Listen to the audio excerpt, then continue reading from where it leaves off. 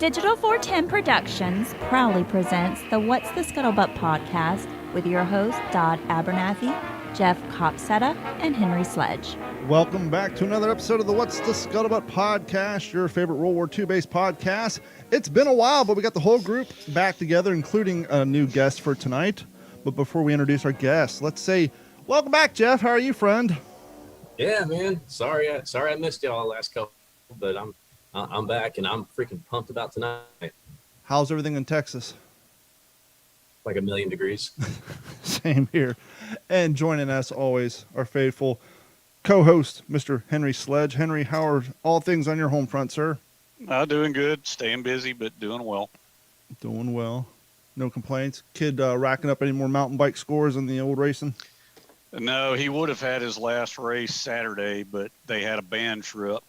So he and about half the team missed the last race for that. So, but their school ended up doing really well, and he was one of the few guys racking up points for them. So, he contributed. That's awesome that his school has a mountain bike team. Yeah. They didn't do that when I was coming along. No, I think if you're lucky, you had like a ski club that you basically got maybe saved $10 on lift tickets. But our guest for today joining us is Mr. Freddie Joe Farnsworth. Freddie, sir, how are you doing? Oh, I'm good, thank you. How are you guys? We're doing well. As you just heard, we're excited. It's the first episode in, 2-3 weeks that all three of us have been back together. So things are going well. We're excited to talk to you, sir. I'm looking over your background. You have a pretty interesting coming up, if you will. If you don't mind, for our readers, give them the Reader's Digest. Where were you born, and what did you do after high school? Oh, well, I was born in Muncie, Indiana. Midwestern boy. What's that? Said Midwestern boy. Well, no, not really. Well, I'm from Ohio and Kentucky, and we're basically the tri-state there. So my mom's from Kentucky. In fact, my mom and dad live in Kentucky now, in Liberty, Kentucky. Nice. But my dad was he was a homicide detective. He adopted me, my father. My real dad, I really didn't have much knowing of. He was him and my mom got divorced when I was 3, so I really didn't remember him much. But the man who raised me, he was a homicide detective in Dallas, Texas, Grand Prairie, Texas. And he always wanted to be a rancher. So after he married my mom, certain circumstances I don't need to go into, but he decided to go to Wyoming, become a rancher, and I grew up in Pinedale, Wyoming, a small little town up in about 70 miles from Jackson Hole. I can only imagine, people say all the time, obviously Wyoming, Montana, that whole area is just beautiful. It's God's country, but I couldn't imagine going from being a homicide detective, seeing all the horrible shit day in, day out, to going to be a rancher and just taking care of cattle and looking over beautiful property, and just, it had to be such a life change for him. Yeah, well, my dad was always, well, it was funny, when I was a young kid, he was a hunter. And then, so he really liked the outdoors anyway. And that's how he found Wyoming bear hunting. And the people that were guiding him were ranchers, and they offered him a job, and he took it. And the funny thing was, it's cold as shit, especially where I grew up, about 9 months of winter. After a couple of years of that, I still remember we were unloading a hay trailer. I couldn't have been 7 years old. I remember a police car coming out with another car following it. It was the mayor and the chief of police. And my mom had walked 3 miles in the winter and applied for my dad to be the new chief of police in Pinedale, Wyoming.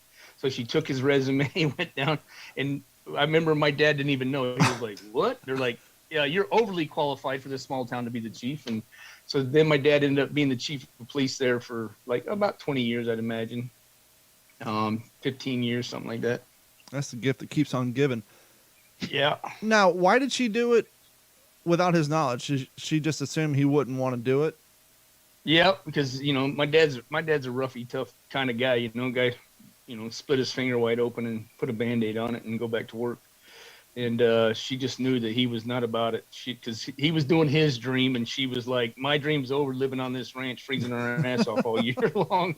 And there's an old saying. Everybody asks me, "Why'd you join the Marines?" I said, "Hey, go live in Pinedale, Wyoming, for 15 years, and tell me the Marine Corps seemed kind of easy to me, with all the winter and cold and working your ass off." They're hard people there. Still to this day, they're hard people, but. As you guys know, some Midwest and Ohio and Kentucky, there's some hard ass people there. He was pretty hard, and my mom was like, "I ain't doing this. Your ass is moving to town." And that's why they live in Kentucky. My mom was like, "Look, I lived in this damn winter almost all my life. We're moving back to where I grew up." So see, that's funny though, because my dad, we were living out in California, and he's like, "I want to get back to the East Coast and be near the family, but I don't want to deal with the snow." So much like every other Ohio, Kentucky, and he moved to Florida, and that's how I ended up down here. But, is that where you're at in Florida? Yeah, I'm down in Cape Coral, Fort Myers area. Nice. My brother lives in Pompano. Yeah, he's a little rich bastard. How was that? Was the transition as good as you anticipated, going from Wyoming to the Marine Corps? Did you find your life a luxury and actually have a little easier time? Actually, no, it was a major culture shock for me. I can imagine. I went going to San Diego, and I hadn't really, you always think you're smart, but you're not. You're dumb as shit. And meeting African Americans and Hispanics and people with all backgrounds, people who grew up in L.A. and all these places, I was scared shitless. Well, a good indicator on that is that people can wrap their minds around how many people graduated in your class. That'll give people an idea how big your hometown was. Well, let's put it this way. 15 of the kids I grew up with, we went from first grade all the way to our senior year. Wow. And my graduating class was 19. I had 650 in mine. So my whole high school at the time, it was the largest at the time. It's a little bigger town now, but there was 111 kids in the high school. How about you, Jeff? How many in your graduating class? Not quite 200. Henry? 42 in mine. Wow. Yeah, you're all small town boys. See, if I would have stayed in Kentucky, I would probably have been in those classes too. But I went with my dad. He moved to Columbus, and we went up there looking for following the money trail, and ended up in suburb of Columbus. And so, yep, I had like there's 5 towns. It's a consolidated. Wow. That's a consolidated 200 people. I should probably throw that in. And well, that was kind of same with our whole county. The Sublette County's like 5,400 square miles, which is a big ass county, and there was 2 high schools. There was Big Piney, which was our rival. They were 40 miles away, and then Pinedale, which we had Daniel, Cora, Boulder. We had like 5-6 little municipalities that went there. I mean, I used to work on the Black Butte Ranch, and Aaron Fandak and his dad, I'd go out and help them feed, because they fed like 3,500 elk as well as 4,000 or 5,000 head of cattle. So I'd go out and help them all winter long, and we 51 miles on a school bus every day, going there and going back. I just had a funny thought thinking graduation night. Here's Freddie's family. The last name ends with an F, so that's not too bad alphabetical order. You got 19 people in the class, so don't have to wait too long. Here's the Copsetta family. Okay, you're in the C's, you're near the beginning, but you only got 200 people, so out of those 200, they had to wait through 187 people to graduate before they can get up and walk out. My first name begins with an A and a B. The only person before me was Abbott, which means there was 497 people behind me that they had to wait through before they could get up and leave without being rude. Well, you're lucky. See, I didn't go to my graduation. I went straight to the Marines. I left for boot camp my graduation day. So, how long was it for you, Jeff, between your graduation and when you left for the Army? 23 days. 23 days. That's just it's tremendous, but it's also, I'm looking at it like, wow, you guys went from 12 years consecutively of getting up, going to school, getting up and going to school, and then Freddie's sake, he left for the Marines before he finished, and yours 23 days later, just like your guys' then you even got up even damn earlier. It's just like you guys really never had any sort of gap between that until the end of your military service. Thank God. We party now. Thank God. Yeah, if I was a hellion, if I wouldn't have went to boot camp, I probably would have never went to boot camp. It was I was small town, doing my thing, and I was like, I needed that structure. Let's put it that way. If I wouldn't have went straight to boot camp, I don't know if I would have. I was all interested in women and partying and going crazy. Is like best thing ever happened to me. The smartest thing I ever did, even my dad tells me to this day, the smartest thing I ever did was get out of school. 4 days later, my ass was on a bus heading to Denver, Colorado, to the MEP station. Yeah, I think a lot of people who would anticipate joining right after high school, if they would wait 3 or 4 or 5 months, they probably.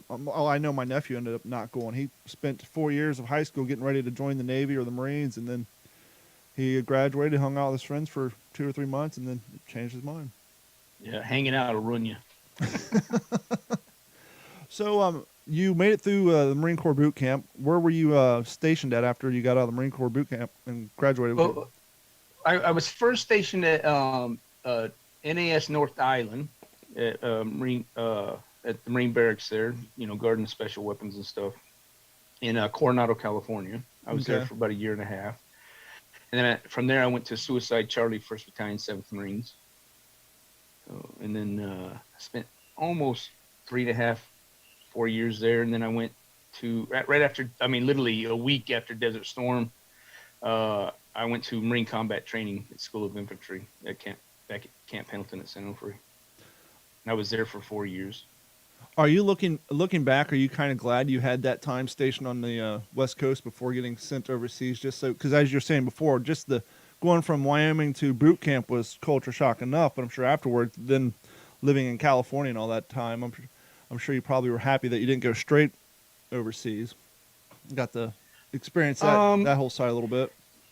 Yeah, I made the fatal mistake. Is my recruiter convinced me that I was going to be an MP, but you have to go to security forces first. And I didn't know that meant I was going to be a bullet sponge, but I just had to do guard duty for friggin' a year and a half before I was a bullet sponge, which was the greatest thing ever happened to me. I wouldn't have been a good MP. I would have been horrible. So yeah, being in just the whole time being on the West Coast, especially now, I've been to like 48 countries now since, I've seen the world. I've experienced things that a lot of people haven't experienced, but yeah, definitely.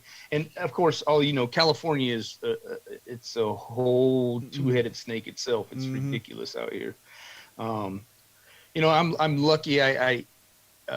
I've still stayed with my roots. I have place with horses and my daughters ride and we do our thing. But yeah, California's rough. It's not Wyoming. That's for damn sure. Where at in California are you? I live in a small town. It's called Horsetown, USA. It's about 50 miles east of Los Angeles, and it's a little small town with about 21,000 people.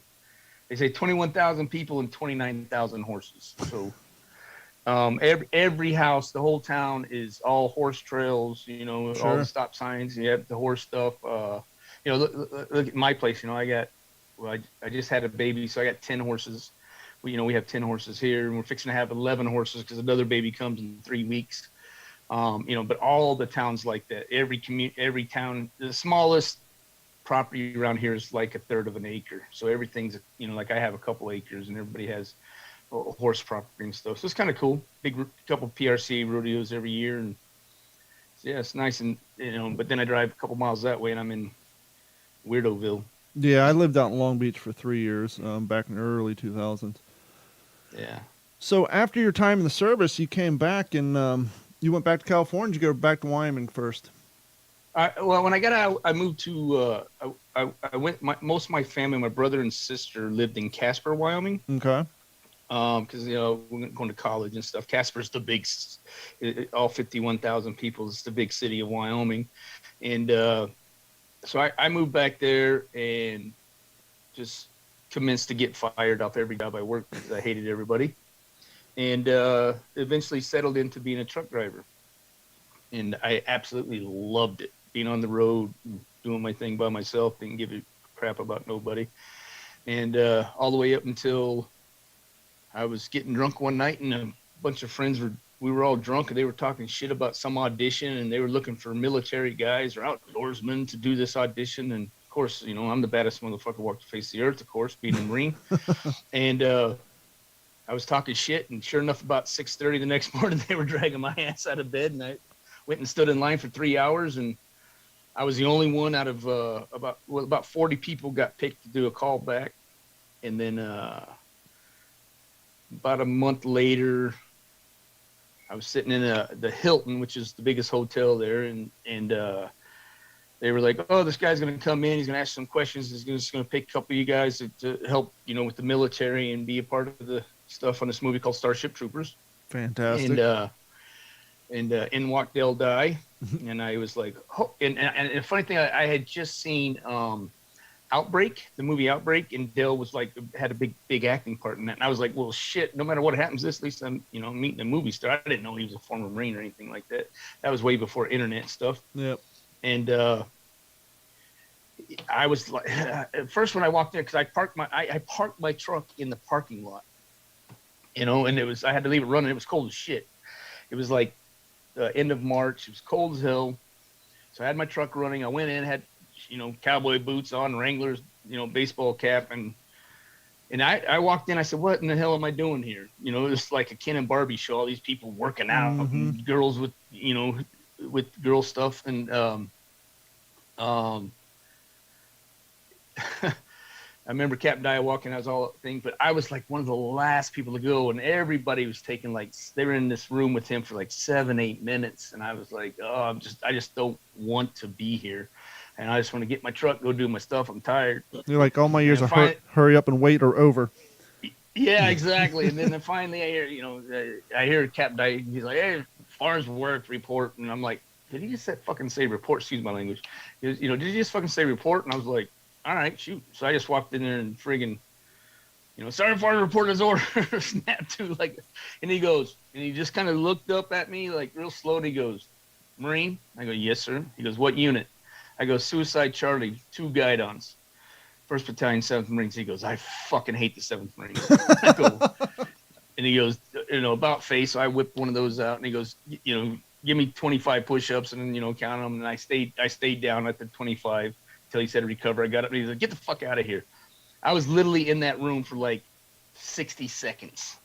And I was like, well, I fucked that up. Everybody thought, you know, all the Ken and Barbies were like, Yeah. And then he just walked out and said, "Everybody get out of here. Freddie Joe, you stay here." Nice. And that was pretty much the start of it all right there. What did you do what was your key role in Starship Troopers? Well, I helped, you know, with the training and organizing all the people. Of course, they call them special abilities and stuff. Just organize people. He'd go, "Hey, take these guys over, train them with the weapons, get them moving and stuff." And I was only going to do the Wyoming and South Dakota stuff. But about halfway through, you know, he noticed right off the bat, because I had just finished being an instructor for 2 years. I was an instructor for 2 years at Marine Combat Training, teaching offense, defense, weapons, everything. And he was like, "Dang, man, you teach really, you ain't afraid to get in front of everybody and do what you got to do." And I'm like, "No, that's what I'm good at." And about halfway through, he got a movie called Rough Riders, and he was like, "I don't have a fucking clue about horses, and I grew up, you know, rodeoing and right up your alley. Horses and stuff." Yep. And he goes, "How would you like to do this for a living?" So I called my old boss, said, "I ain't coming back." And Hell no. came out to LA for a couple months, finished Starship Troopers, and the day after that, I flew out to Texas and did Rough Riders, and then I got my first stunt job and my first acting job. It was a really good acting part in that. And I was hooked when the paycheck came. I didn't give a shit about all the other stuff, but the paychecks came in. I was like, damn, this is what I need to do. It's kind of funny how doors open like that inadvertently. You said you're out one night talking crap, and here you are auditioning for a part on Starship Troopers as doing historical stuff. Jeff, through his line of work and previous job, he ended up being a historical advisor on a short film called Walking Point.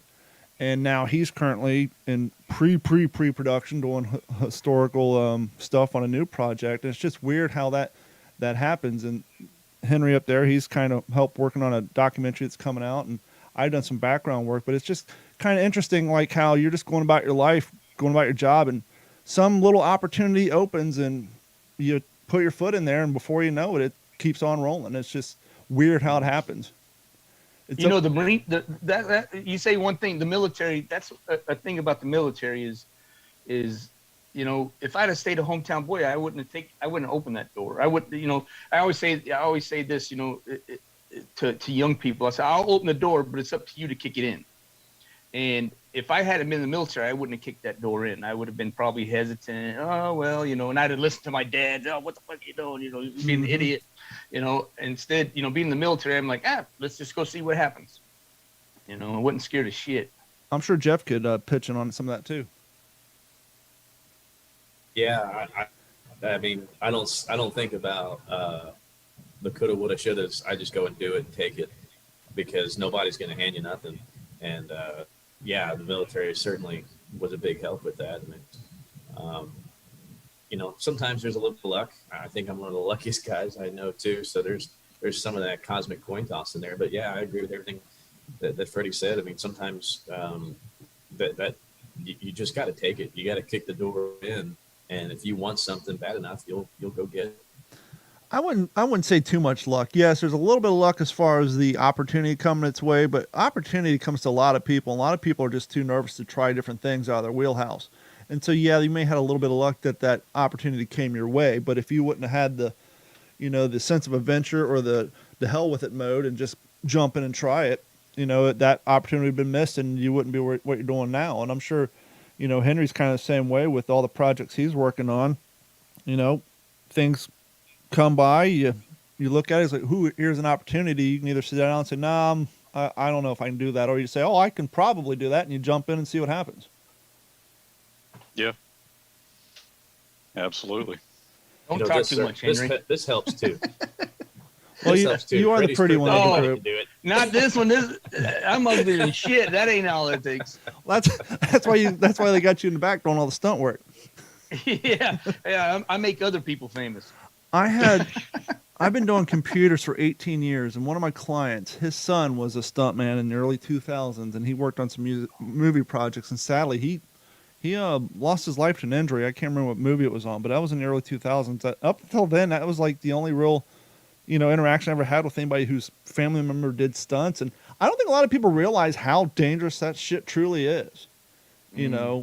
Not only, maybe not at the death level, but much like, professional wrestlers, every time you guys show up to work, there's a good opportunity. You're going home with a sprained wrist. Something's going to be wrong. I mean, you guys take rough tumble falls and people just think, oh, they're falling on air mattresses. They'll be all right. Yeah, it's not true. Let's put it this way. Now I've been doing it for 26 plus years now. So I'm coordinating and second unit directing stuff now. And there's one thing I always tell one of my, especially young stunt people, and I'm always telling them, they're like, well, what should I do? What should I do? I said, I want you to do this, do that. And always remember this. If it doesn't hurt tomorrow, I shouldn't have fucking hired you. I should let the actor do it. So make sure it's big enough where it hurts. And, I've done some shit I've done some stuff now that I wouldn't, as a coordinator, I wouldn't let my stunt people do. It was just too crazy, off the hook, ridiculous stuff. But when it's I can control myself, and it's hard for me to have somebody else do that for me.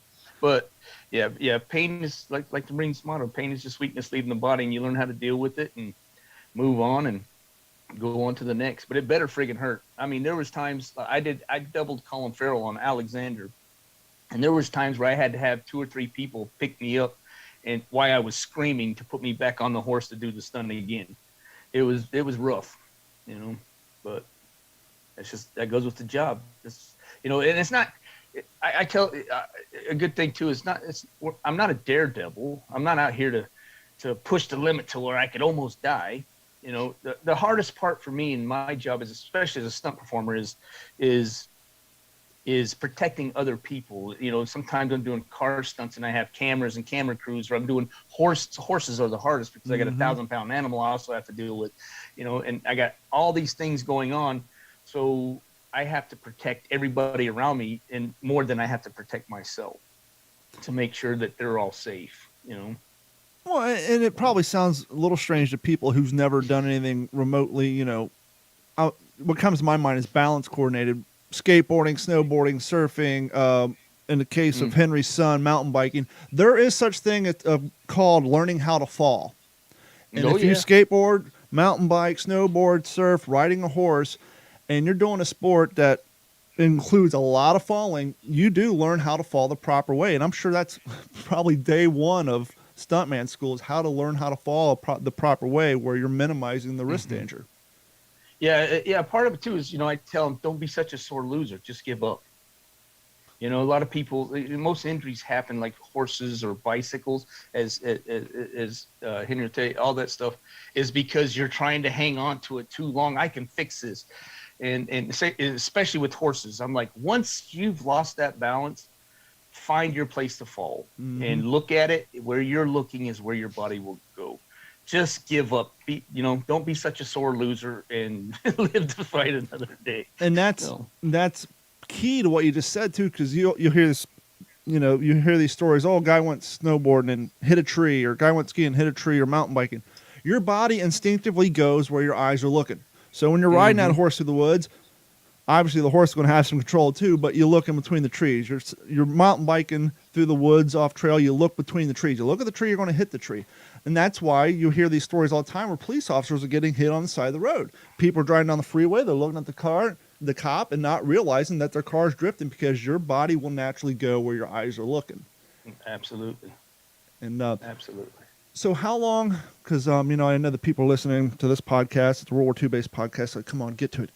Come on, we want to talk about it. We got to talk about the Band of Brothers. Talk about Band of Brothers. How far into your career until you landed over there at the Abandoned Brothers training facility? About 4 years.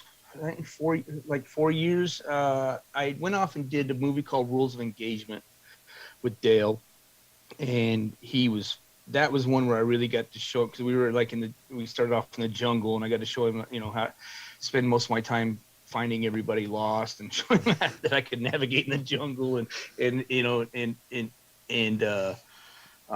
so right after that, Band of Brothers came around. So I would say probably 4.5, 5 years, I guess. I can't remember. Let's see. It was 2000. Was it? No, it was maybe faster than that. I started in 96. So I think Band of Brothers 90. Was it 99? Something like that. Well, I know it premiered 2 days before 9/11. So it premiered in 2001. So yeah, it makes sense. It would take 2 years 99, because it was about 12 months of filming we did for Band of Brothers. And you guys did all that over in Europe, right? No, Ireland. All of it was in London, yeah. And we did a couple weeks in Switzerland, with the Eagle's Nest and stuff. So, it was a long shoot, and it's hard for me because I literally, the day I finished Band of Brothers, I flew to Morocco to do my first tech advising show solo, which was Spy Games. So I went out to train Brad Pitt to be a sniper and set up all the Beirut stuff and do that. So it was like 16 months I was out of town. It was crazy. So were you actively part of the beloved boot camp for the cast that we hear so much about when it comes to Band of Brothers? No, I was the part of it. Yeah. if you watch all the behind the scenes, it's all me chasing those guys around, with the Ron Livingston diaries and stuff. And I was fortunate, I had Buck Compton, Winters, Livingston, Garnier, Liebgott. I had a bunch of those. They were all in my platoon, so I had a lot of the main guys that we were separated in 3 platoons, first and second platoon, of course, and then a weapons platoon as well. So. When it came to the boot camp, could you tell which one of the actors did some sport playing in high school versus the one that spent all their time in drama club? the finest school of acting. Yeah. I mean, very quick. I mean, you could tell like Neil McDonald was, he was a little stud dude, and little Jimmy Matteo. Matteo was a little badass. He was always that, that little kid with the chip on his shoulder. Luz, Rick Gomez. He was, he could tell he had put his time in. Of course, Donnie Wahlberg. The guy has a physique like it's fucking ridiculous. But yeah, you could tell really quick. The good thing about doing it right, and I still do it, is I break them down so hard. It doesn't matter if they're an athlete or they were the wimpy, high school drama kid. They are all, by the second or third day, they're all just mush. Their bodies have never, been up 3 days with only a few hours of sleep, and even in that few hours of sleep, you're interrupting them, messing with them, putting them on fire watch, or just coming in and scaring the shit out of them, whatever the heck it is, as well as all the physical work, getting up and, doing a 3-mile run in the morning and then constantly just moving all the time. That's not a normal human being's day. Sure. So usually by the third day, you even have Neil McDonald just like, you can just see him just like, oh, I'm broke, man. I just don't want this guy yelling at me no more. I don't want that guy yelling at me no more. I just want peace and quiet for 5 seconds.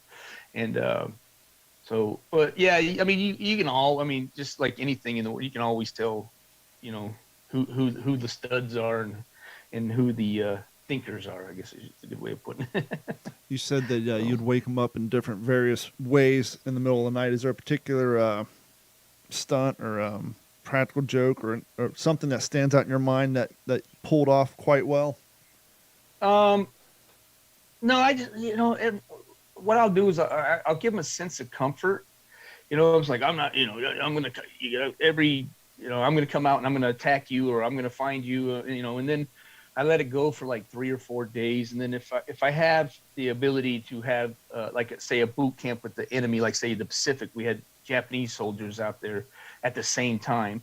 And so I was going back and forth from, I was the gunny, so I was teaching both. So I was going back and forth. So then by like the 4th day, they're like, oh, it's 2 o'clock in the morning. I'm just going to sleep. Nothing's going to happen. Well, then I just brought the Japanese up on a full frontal assault. And literally, they don't know they're there anyway. So they're just like completely freaking out, thinking ghosts are chasing them. That they've messed with the spirit world, and then you really got their attention. You guys see the size of that chicken? Exactly. Jeff, you have any questions? I know, like I was saying, you're going to be doing a little bit of a historical advising on a project coming up. You have any questions or thoughts for Freddie? Yeah.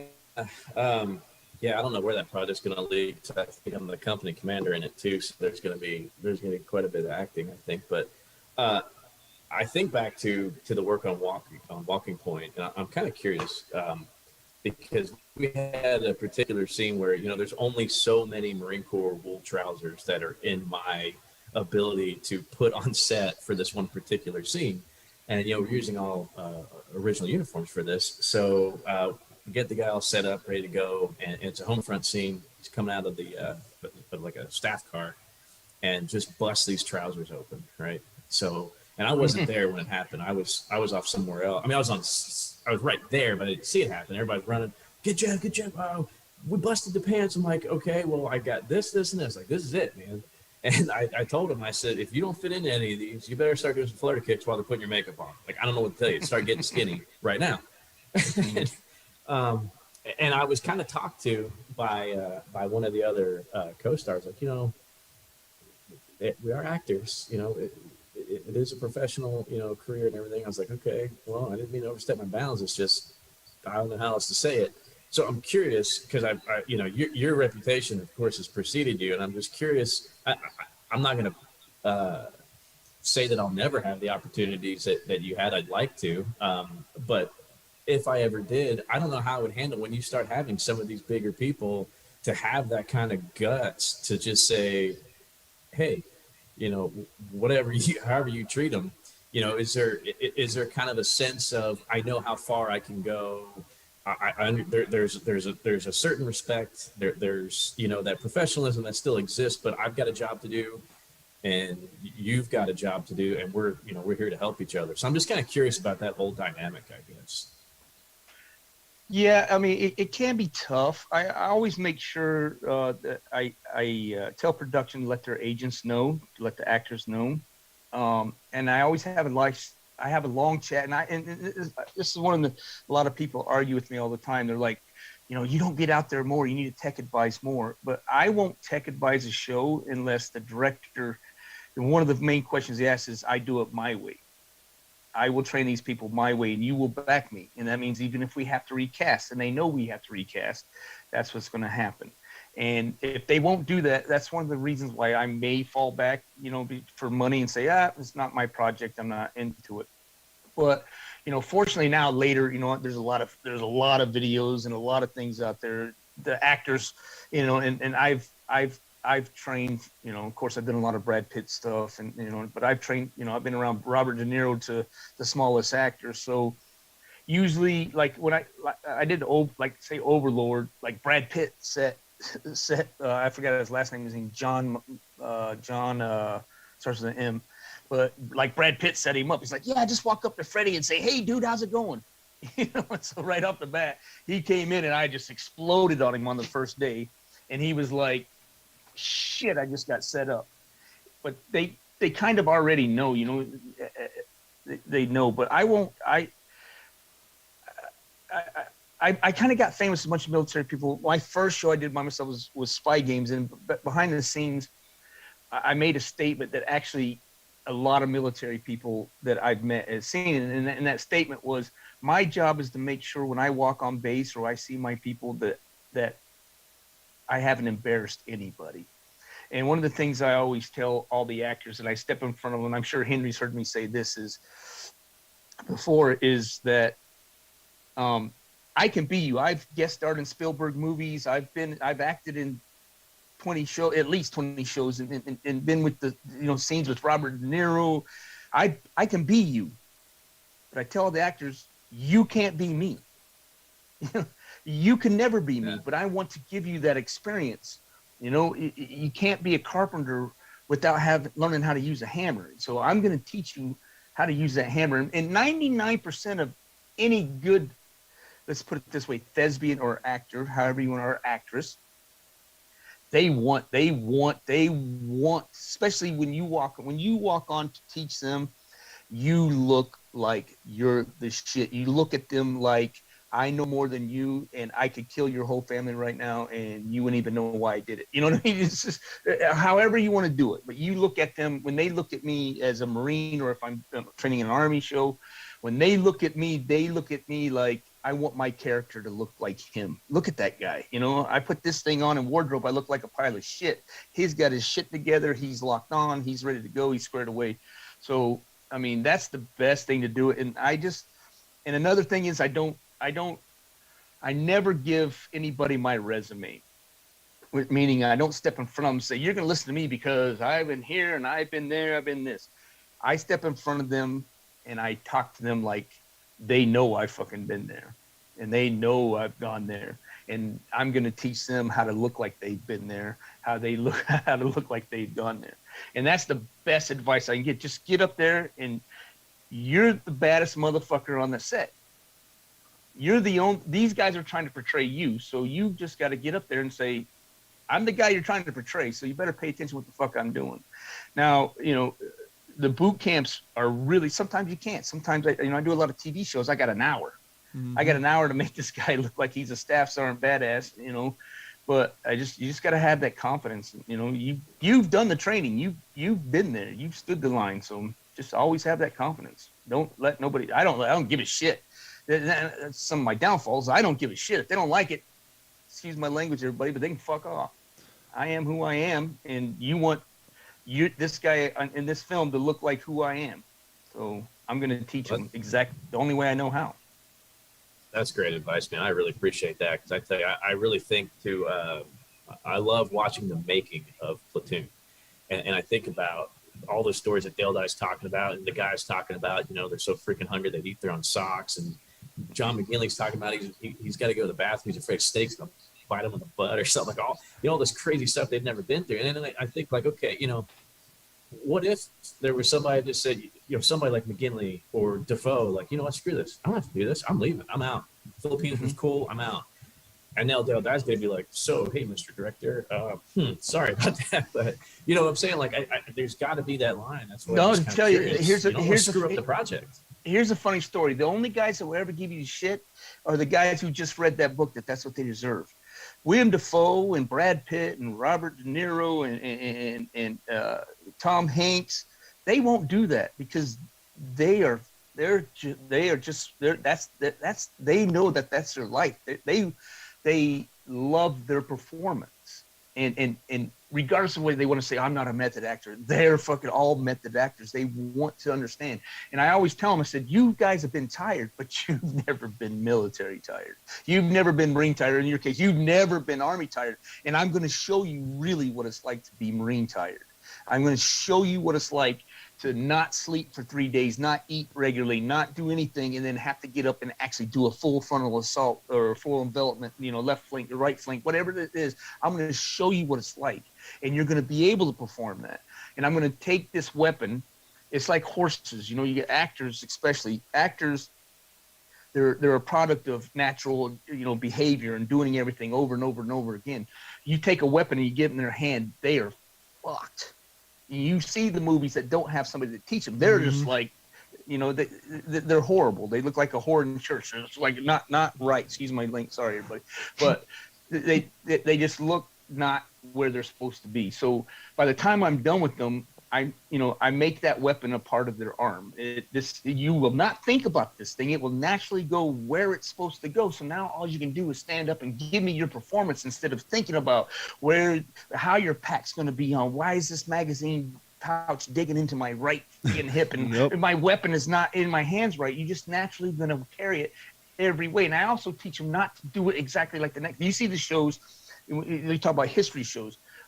One of the downfalls I watch with history shows is everybody's gear is exactly the same. Everybody's I'm like, hey, that's not right for you. Move it over here. Show me something different. Put the E-tool up high on your back, because you don't like it on your ass pack or whatever the hell it might be, depending on what genre it is. Switch it around, and that's a good thing about boot camp. They learn that, oh shit, that's just rubbed me wrong. Gunny, what should I do? I'm like, well, fucking move it, stupid. Or just let yourself get rashed up. I don't give a shit. I'm feeling great about myself. I don't know about you, and I let them move their gear around and put it together the way they want, because then it becomes more realistic when you see it on camera. And that's a good point, because like when you're laying prone or you're in a foxhole or you're laying kind of prone in a foxhole, everybody lays a different way. And so if you're the type of guy who tends to lean towards your right, having that canteen right on your right hip, that's not going to be a good spot. You need to move it over 3 spots over towards the center. So when you're in your natural laying position, you're not. Same with the first aid pouch in the front, and that's a very good observation. I want to back up real quick, Jeff. Kind of what Freddie was saying. I think your experience in the military is going to help, but I think your experience in just historical stuff and being in uniform. And Freddie had a great point where he was saying, see these guys get their uniform on in wardrobe and they don't have the confidence to be in the uniform, and they don't look the part. And clearly, Jeff, you've had the experience not only in modern day uniforms, but in both Marine Corps and Army uniforms, and you'll definitely, you did play the part, but you know how to play the part. But I think that's a very astute observation, because Freddie, I did some background work on the remake of The Right Stuff, and I was in the pilot episode. I'm a living historian, and I got cast as a naval officer just to be in a background of this. And I like this series, by the way. Thank you. It was actually a good series. I was in the background of the Officers Club, and you can actually see me. I got a prominent placement back there. But I remember we were all milling around waiting for them to reset, and the second AD was actually going around talking to the extras, and I was like, that's kind of cool. And he came up to me. He's like, did you serve in the military? I'm like, no, sir. I'm just a living historian. This is what I do. I spend my weekend in different military uniforms, but because I've spent so much time in those uniforms, I know how to stand and I know how to present myself. He just assumed that I had some minor military experience, versus the other guys who are just kind of slouching around and just, looking like they're just got another sport coat on. And so I think that's a very astute observation, that if you don't have, 3 weeks to train, you only got 2 hours, just try to instill that confidence into them, to look like you at least play the role, put your chest out, put your shoulders back, stand up straight, and don't just be slouching like you're just wearing a basketball jersey to the home game. Yeah. Exactly. I think another that's thing. a great lesson. Go ahead, Jeff. Sorry, I didn't mean to interrupt. Another thing that always helps too with background, and because I train in background as well, because I don't believe in just training the actors.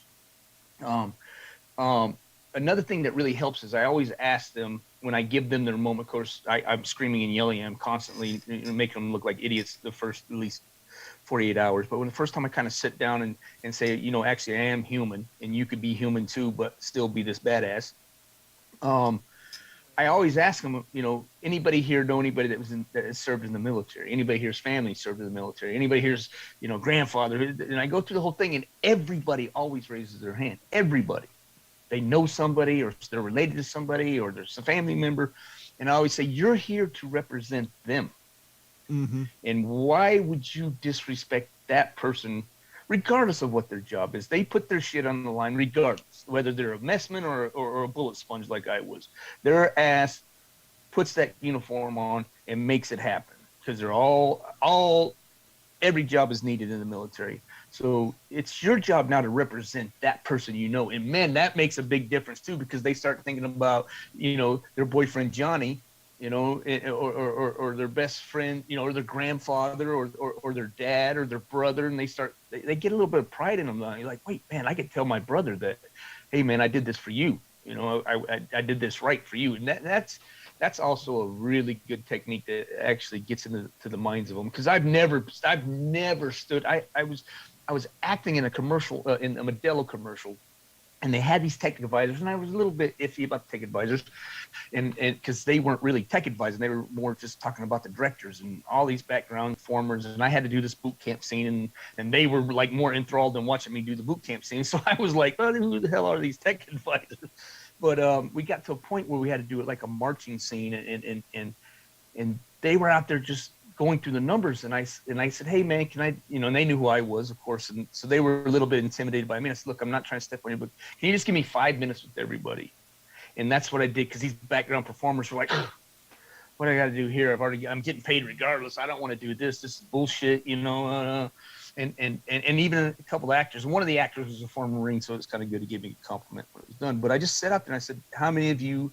And they all raised their hand. Somebody they related to, they knew somebody, whatever. And I gave them that whole speech, but you're representing that person right now, the person that stands the line, the person that's there right now doing the shit. And you want to sit out here going, oh, I'm a, want to be an actor, or I'm this. You got to stand up here and learn. And you're getting paid to learn how to do this shit. You're getting paid. People pay me. This is still to this day. They pay me. Hey man, can I got this thing. I'll give you so much cash. Just spend 2 hours with me to unfuck me. You know what I mean? So, I'm like, but you're getting paid for free shit. And you're getting to do something cool. Yeah, in like 5 minutes, I had these guys marked by their numbers, counting it down 1, 2, 3. In 5 minutes, they were all marching. And the tech advisors came up at the end. They were like, wow, man, how'd you do that? I said, you got to treat them like, you got to give them some, like, want to. They got to want to do it. And then it goes back to your question about actors standing up there. If I have an actor come up, and trust me, I've had one, and he tried to get me fired. I've had two. One, we just went back and took care of it. But one of them tried to get me fired, and he got threatened to be fired off the show. And it was a big actor. And he just basically, he didn't want to do it. Didn't want to do it. So, I'm an actor. I can do whatever. I act scared. And I just flat out said, fine. But, if I kick your ass, what's the problem? And then it was like, oh, I can't do this no more, And, if you're confident in what you do and the producers are happy about who you are, they'll stand behind you and say, yeah, he's right. You got to do what you got to do. Now, a lot of our core audience here are living historians themselves, and I've said this to young cats when we're at a reenacting event, especially at a museum. We're doing living history, and there's a lot of public running around.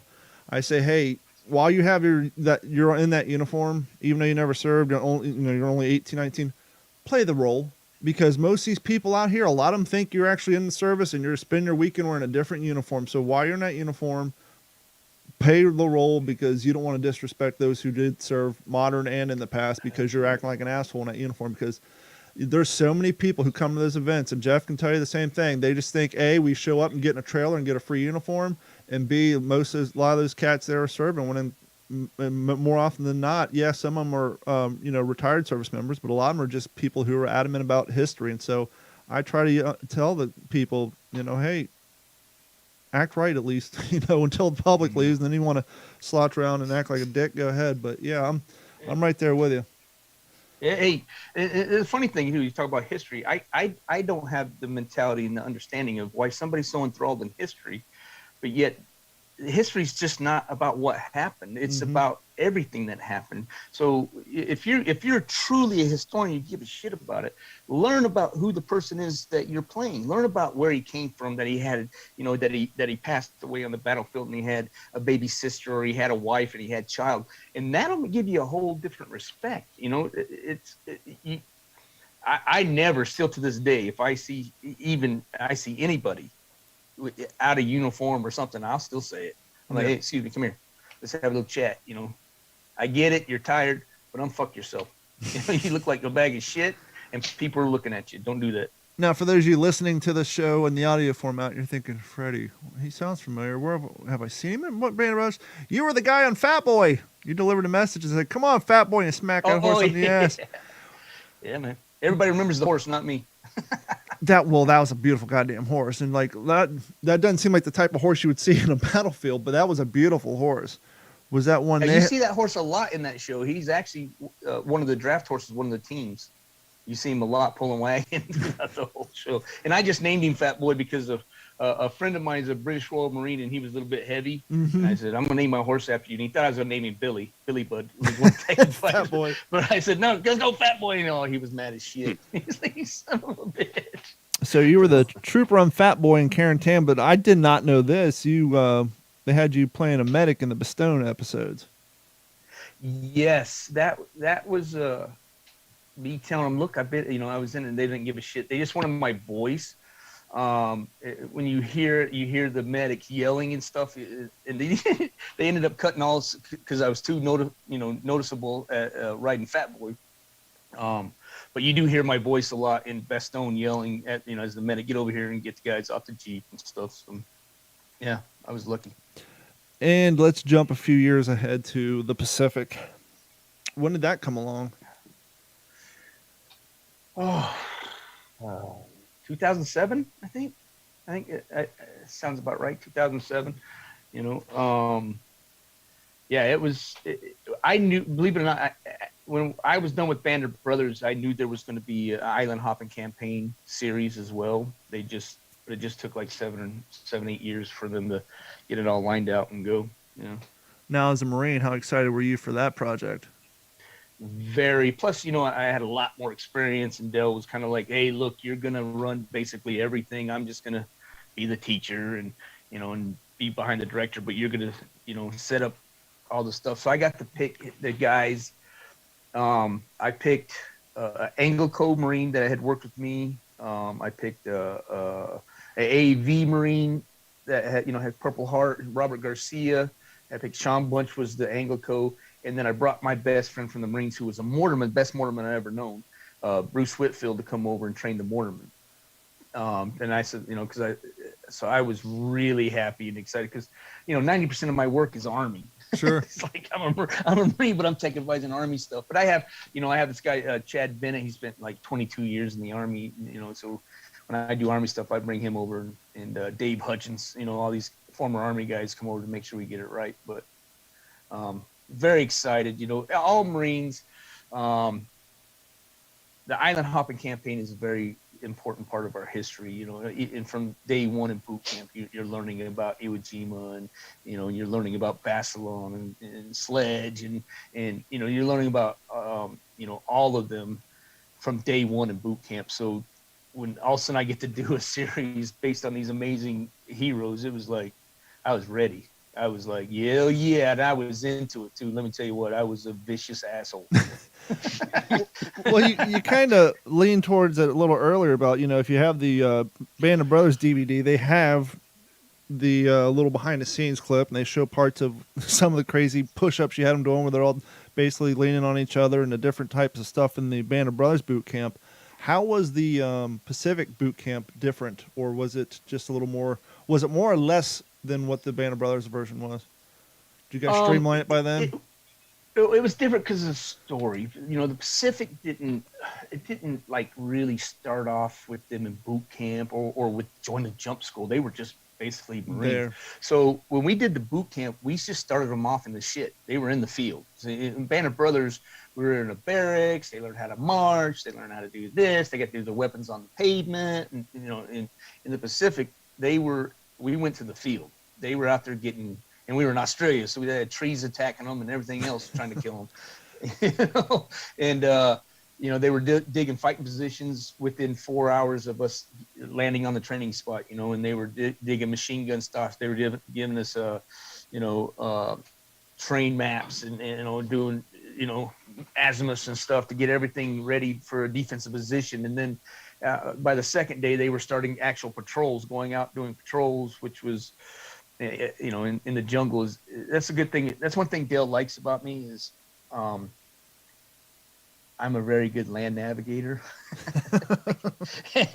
and so I spend most of my time finding everybody that gets lost. But they're doing that, and they're learning that it's not easy. It's pitch dark, and then of course we had the Japanese there as well. And I tell you what, the Japanese special ability, the performers, those guys, I mean, they went to heart with it. They went to heart. We brought over this guy, two Japanese that we used on the Great Raid, and so they knew how we operated. But they put them through like Japanese, like they would take swords out and like pretend like they were going to chop their heads off. Right? It was pretty scary. I'd go over there sometimes going, guys, you got to calm down. Yes, and it's unusual for me to say we got to calm down a little bit. Normally, I'm getting told, hey man, you're going to kill somebody. But they actually went to the training, so it was more intense. Band of Brothers was more like a really boot camp. You had Sure. the few days and it was, you had barracks. They went to the barracks every night and slept, but they did hard training all day, and they got to march. They got up and did PT and and did all that stuff. But they had an actual shower. They can go shower and do their stuff. On the Pacific, It was more field exercise. They were out in the field, and it was legit. Here's your lesson on a field shower. Take your canteen, turn over, get your hair wet, wash your hair, and then take care of the canteen and rinse yourself off. Good luck. Yeah, Scott was saying, even though it wasn't loaded, he said he would sleep in his tent with his M1 right next to him all night long. Oh yeah, well, there's another thing. Scott was a different one. Scott did the second boot camp. I did 4 boot camps. I did 2 with Dale. I did 1 with Dale. I did 1 with Mike Stokey, and then I ran 2 myself. But Scott's was a little bit different, but there is something. There's a little Marine thing in me, especially bringing up Marine combat training. I used to, when I was a troop handler, I used to walk around, and if I can get a weapon from the troops, then it was thrash time for everybody. And they'd be like dead asleep, and I'd do stupid games to get them. And so I do that with the actors. If I can get your friggin' weapon, you guys are gonna die. You're gonna pay. You're gonna pay a price.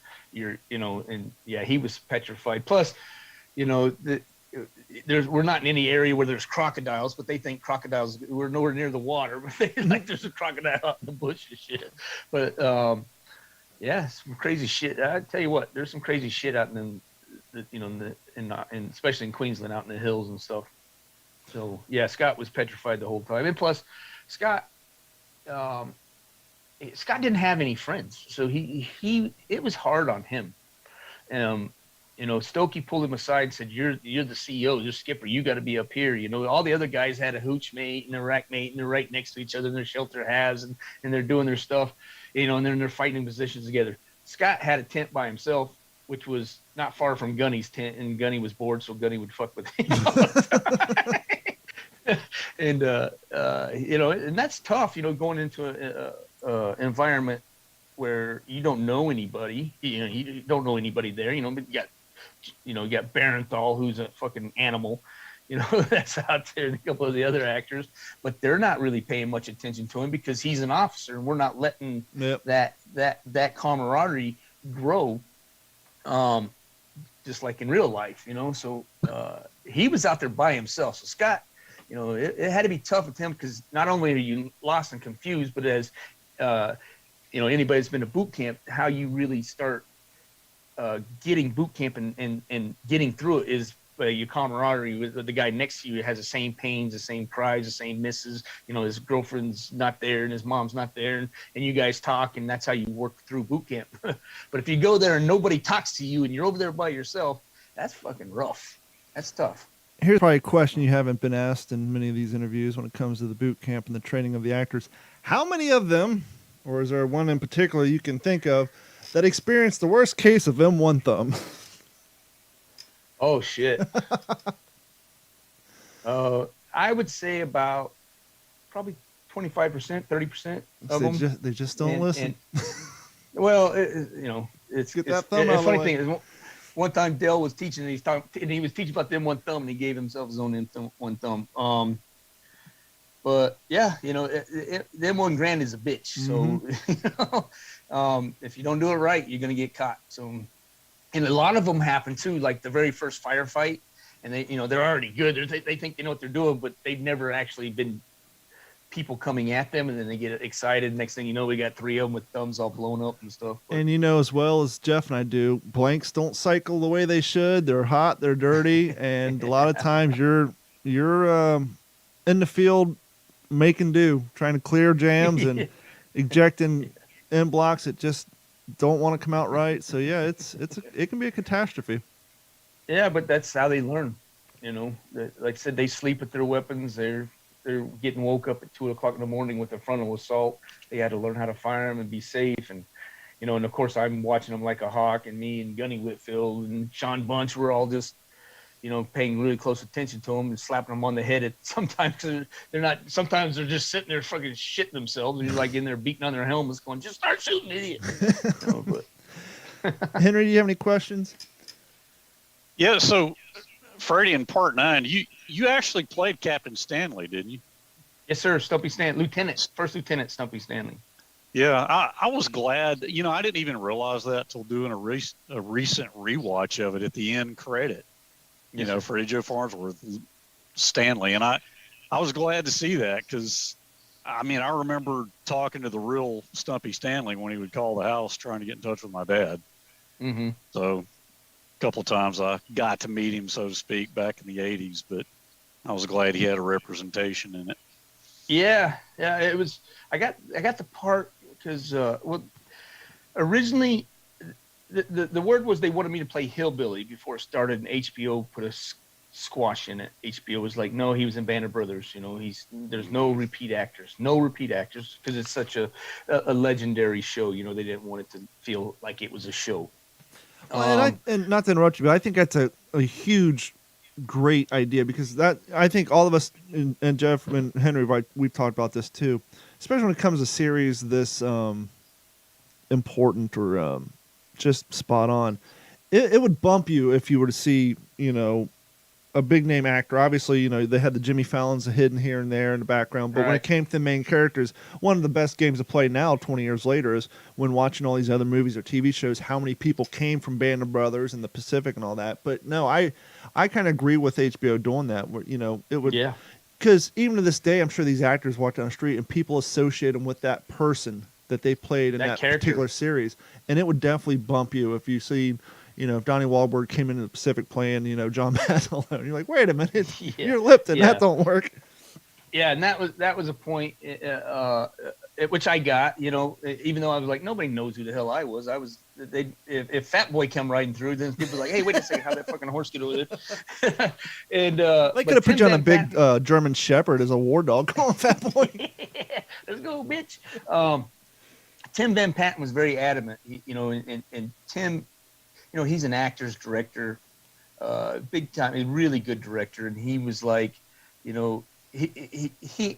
me and him got really very close on, I'm very close. David Nutter's one of my best friends, one of the directors. And then me and Tim got very close because he just didn't, he had never seen that either. It was just like, man, this Gunny speaks and the whole world fucking moves. This is just, as a director, it's like the greatest thing that's ever walked the face of the earth. And he just loved that respect was there, and the love. And David Nutter had told him who I was and stuff. And he was adamant. He tried to give me a small part, being a sailor. And I just told him, I said, I just, I'm busy. I'm busy shit. And it's not. I was already making enough money where it wasn't much more money to play the part. And then it just got to episode 9, and in that scene, which Henry will tell you about. It's very loud. When I first come onto the scene, there's 250 cals above my head firing, and then there's artillery rounds going off and explosions, and I'm having a conversation with an Army officer, and Tim said, "Look, I've read like 20 people, and nobody can yell like you fucking yell. Nobody can raise their voice like you can raise your voice. And I really want you to play this part. And I finally said, okay, I'll do it. You know, and there was the first scene I was in. I was like at the top of my voice screaming, you know, I was like letting them know. Cause you know, it kind of the whole scene was the Army was confused that there was only one company of Marines there. It's like, where the hell's everybody at? And we're like, this is it, buddy. We're about to get up this hill and tear some shit up. So it was a good Well, and scene. you had an I was very Amtrak happy. right by you too. Yep, it was right next to it, and that thing was loud as shit. Just squeaking all the time. Those old ass Amtrak's. Somebody Yeah, get it was that pretty, thing some and it was three-wheel. it was an honor for me. You know, I think I told Sledge this once. It's just an honor to play somebody that was, you know, that you remember. You know, how cool is that? You know, life doesn't get any better than that in my business. You know. Got any follow-ups, Henry? Yeah, I mean, just the one time I remember my mom and dad were out of town for something, and you know, I was just a dumb teenager outside shooting basketball. I hear the phone ring, and I run inside to get it. And the gravelly voice guy, yeah, Sledgehammer there? And I said, no, sir. He and my mom have gone out of town. And so, well, this is Stumpy Stanley. Will you tell him I called? And I said, yes, sir, I will. And I'd read my dad's book. I knew who Stumpy was. I heard my dad talk about it. Yeah. You know, forget the book. I mean, he talked about all these people, so I knew who Stumpy was. Yeah, you're lucky. You're a lucky human being to hear that firsthand. Yeah, to have Snafu come over and decide that, you know, hey, leave the Beavers on. Better things to do. Walk out of the room. That's not what happened now. It was in reruns. It's all good. And then he became Freddie Mercury. What the heck? Yeah. It happens. Yeah. You got any projects coming down the pike you want to plug before we get into the few things before we wrap up? Well, there's a couple. I'm playing a real life character of Staff Sergeant I was asked to play him by the gentleman the story's about. It's called A Man from Two Worlds. It's an Afghanistan translator. It's a true story. I'm very proud of that they cast me to play that. It's a big part. I'm gonna have to work my ass off on that one. And then Burden of Freedom. That's gonna come up soon. And that's a really heavy Afghanistan hard hitting, and then it has a lot of the about when they come back home and the PTSD and stuff. Those are two major projects. I mean, I got some stunt coordinating stuff and stunt jobs that are coming, but those are the two major ones. The Man from Two Worlds, I'm really looking forward to.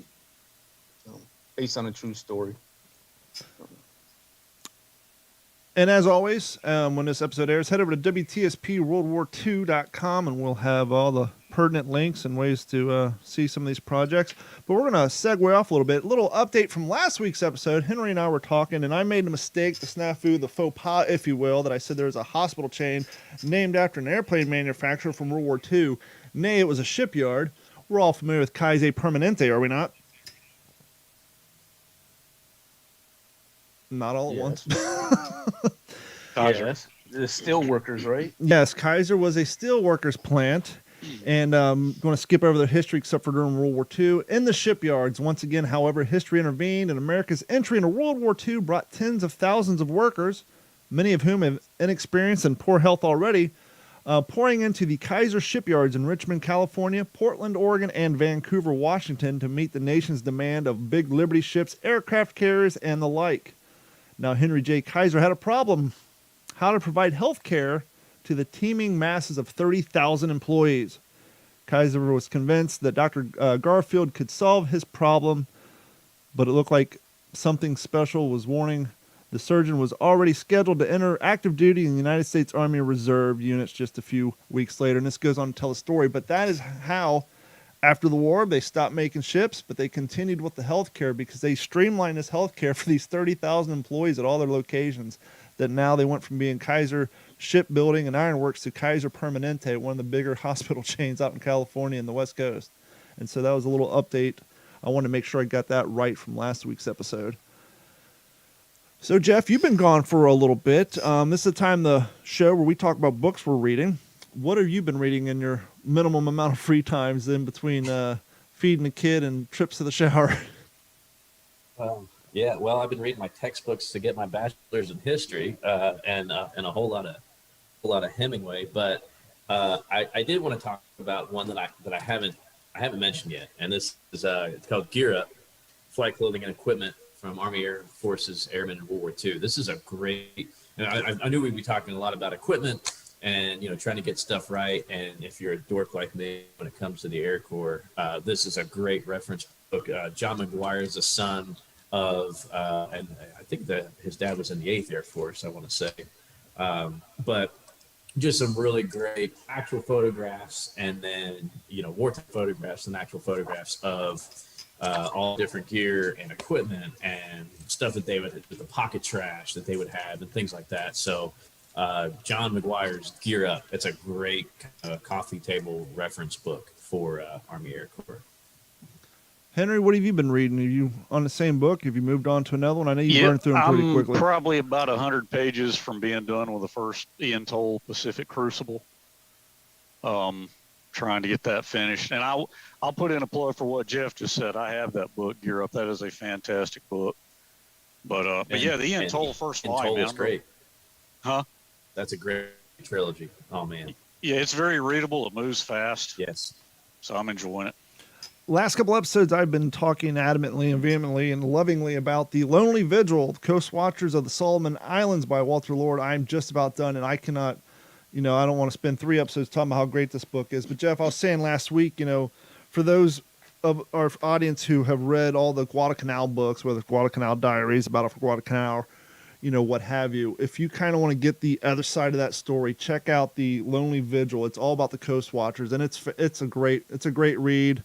And you really get the other idea of what went into all the operations around Guadalcanal, just because of the guys in Bougainville, New Georgia, Florida Islands, and Guadalcanal. And the amount of running they did from the Japanese, and the effort, the Herculean effort it was to move this.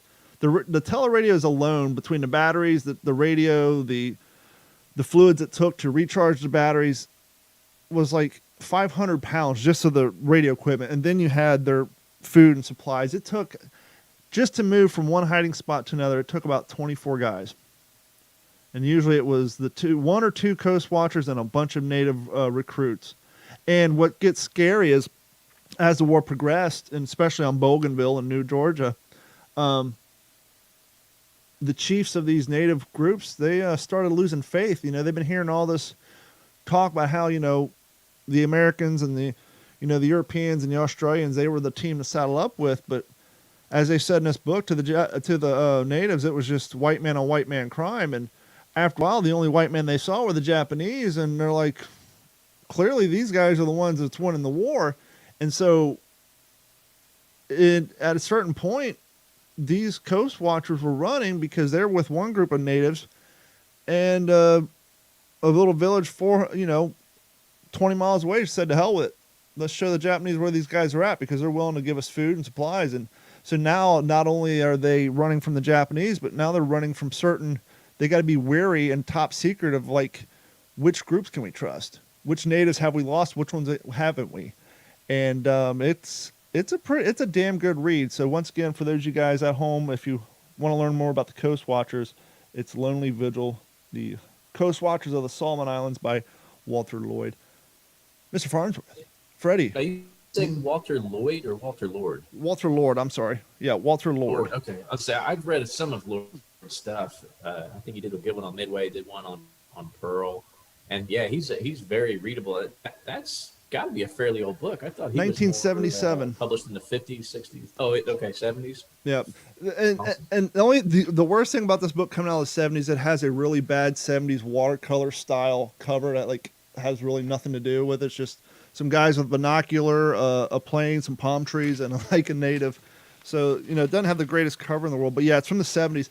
And as you were saying, Lord's work, and I was saying this last week, it's a super easy read as far as, it's written in the third person, but you feel like you're there in the first person, running from these Japanese, or, counting these ships coming down and all the craziness that goes on in this book. So it's definitely a good read. Now, Freddie, you were saying earlier, you suggest to your actors, if you're going to portray somebody, learn everything you can about them and portray them with best of knowledge, and so I assume you do the same. What World War II themed books have you read in the past, or are you currently reading now that you might want to suggest to our fine listening audience? Oh my gosh. I wasn't expecting that. He wasn't expecting an oral book report. No, the old breed it doesn't get any better than that, so just go read that. Absolutely. You want to know what it was about? There you go. That was it. There's a reason why it's so well respected. Yeah, absolutely. Now, before we wrap up the show, we're going to get a little in the weeds here, but Jeff and I were talking about this through text messages, and, you know, we have a lot of living historians and a lot of young cats who are wanting to get into the hobby, and as Jeff was saying earlier, you know, when you're doing this, you really want to make sure you got all your T's crossed and your dots I'd and your Q's with the funny little symbol at the bottom when it comes to your uniform to make sure your authenticity is there. And I just recently got a new pair of service boots because I had blown out the soles of my jump boots. And then, so I was bragging about these through the group text, and Jeff's like, well, I did one better. I got me some new Cochrane jump boots. And this is why I'm pointing out. And I was like, well, you know, you got to be careful where you're ordering them, because I was on Cochrane's website, and when you look under their historical jump boots, they have brown synthetic soles on them and not the authentic rubber Goodyear black soles. And Jeff was pointing out that where he got his from, you know, they do have the authentic soles. And so I just wanted to put that out there, a little heads up for you, any of the people out there wanting to put together an airborne impression, and you're thinking about, oh, you know, I want to go straight to the source. I want a nice pair of Cochrane jump boots. Just go through the website slowly and make sure you look at the photo of the soles and make sure they are the authentic black Goodyear rubber soles and not the new brown synthetic ones, because no one will pick on you harder than the other living historians at those events. You walk up with some brown soles boots at you, which, by the way, cost more than the authentic ones that Jeff found through a third-party reseller. So I just wanted to put that out there.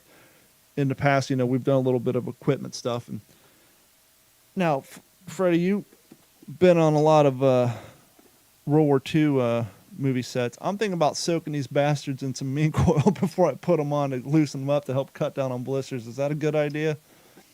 Because these things are brand new. I mean, yeah, we had all the guys take baths with theirs on, get them wet, and then wear them around, let them dry out, just to get them to mold to their feet. I mean, my Corcorans gave me ingrown. I had to fly back right after boot camp and do a movie called Semper Fi for Mr. Spielberg, and I had an ingrown toenail. they killed me. So, you know, yeah, definitely loosen them up, let them mold around your feet best you can. Yeah, I think in that video, Ron Livingston said, "Oh, I have some people who played hockey, or no, it's hockey or something like that." And he was saying, "Yeah, they told me to put them in the water overnight and then put them on to let them to form fit." It's that time of the episode. Henry, you got any plugs to put out there before we wrap things up? No, my calendar's pretty open right now, so I don't really have anything to plug at the moment. What about you, Jeff? You got anything coming down the pike? Yeah, well, before our next episode, this coming Sunday night, 8 p.m. Central, Walking Point will be premiering on YouTube. Yep. We are finally going to have it offered for free on YouTube, and we're going to do like a little live premiere where people are going to get the opportunity to chat with us, and we can talk some of the behind the scenes and all the goofy stuff there. So really excited about that, to finally get that out there and make sure a lot more people get to see it. And then, working on this this Pathfinders movie. Hopefully, we're going to probably try to do a table read, hopefully before the end of this month, and then start shooting in July. So look for anybody that's got any little info on stuff like that. I'm open to listen to their stories and make sure that we're getting it right, because that's important. We are portraying it's the director's uncle that we're portraying, you know, in this film. This is all true stuff, so we're going to try to get it as right as we can, and we're going to use some artistic licensing while doing it, of course. And I just wanted to hammer in one more point too that Freddie had mentioned before we go, because I've been saying it for years with reenactors. Don't think that because it's in the Dash 100, Dash 21, this is how they wore their gear. Mm-hmm. Throw the book away, because if the E-tool was knocking you in your butt, you're gonna shift it around, you're gonna change it. You're not gonna wear the canteen the way it was always supposed to be on there.